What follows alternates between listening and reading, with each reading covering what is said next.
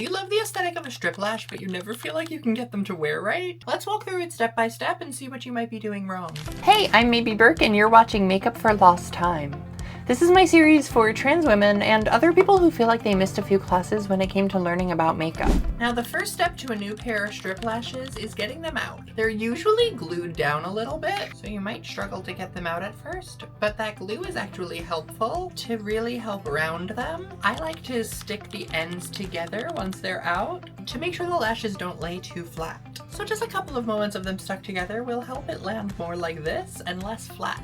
And now, could you just go in, glue this, and put it on your face? Sure, but that won't be ideal. A lot of strip lashes come longer than most people actually need them. So before we put any glue on them, we're gonna measure them on our eye. And you'll see I already have mascara on to help the lashes blend in, but you can already see that is so much more lash than I need. And if I were to glue this whole thing down, it would either go all the way in my inner corner or like over the folds on the outside of my eye. So before I glue this on, I'm actually gonna wanna give it a little haircut. So I'm gonna come in with a little nail cutting scissor and I'm just gonna count like 1, 2, 3, 4 little nodules. I don't know if nodules is an accurate term, but it's a term I use. And I'm just gonna cut off the end. This way, when I put the lash on, it's just as long as I want it to be, and it won't be too cumbersome on my eye. And then to match that on the other side. Now, before I put the glue on, I'm gonna make sure they're the same length, because symmetry is really not my forte. But one time I cut them wrong and it was really noticeable. So once I'm sure that they're the right length, I'm gonna grab the longer end of one with a tweezer.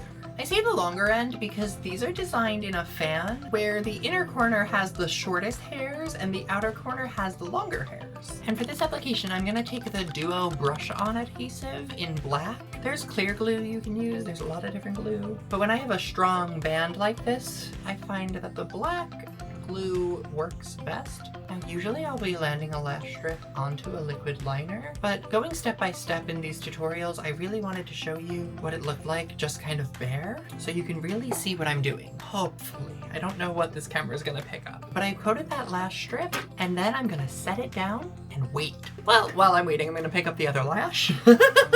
And we're gonna coat that one as well. Take that lash glue. I make sure that I really get the ends because that's gonna be where we're securing the lash on each corner, but ideally an even coat all the way across the strip. Now the trick to eyelash glue is not applying it when it's too wet. You need to wait for it to dry down a little bit so it gets tacky and sticky. So I wait about 2 minutes before I put those on my eyes. Those 2 minutes can be a time to touch up any makeup that you need to touch up before you put them on. It can be a time to drink some water. It can be a time to text your ex. Don't! In my 2 minutes, I'm gonna explain to you the tweezers that I'm using. Mine are from Kiss. They came with a lash set. I find this shape really helpful.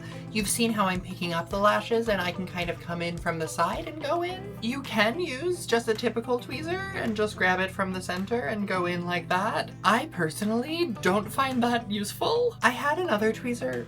Gosh, I don't know where those are. But I had another pair that was like a standard, but it came out with like a lip on either side. There's a lot of different tweezers and applicators you can use. And honestly, these ones came with lashes and just really worked for me, so I kept them.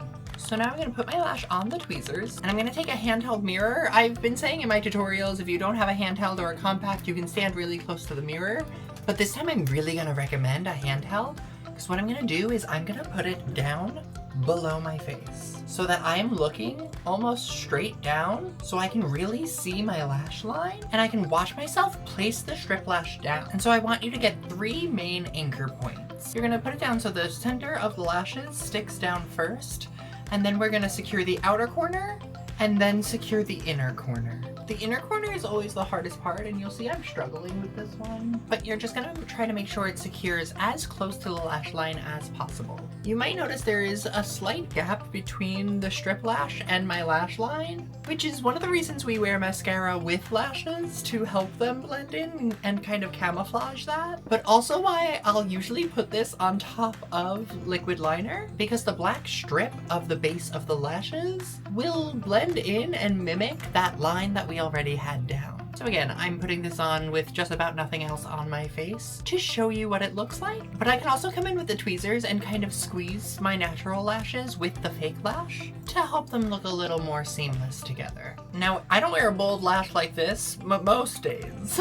This is really for social media, and if I'm doing like a bold look, that calls for a more dramatic lash. But the bigger, bolder lash is also more useful for a tutorial because you can see better what I'm working with. So let me know if you want to see this with a more like everyday natural lash, and subscribe to this channel as we make up for lost time.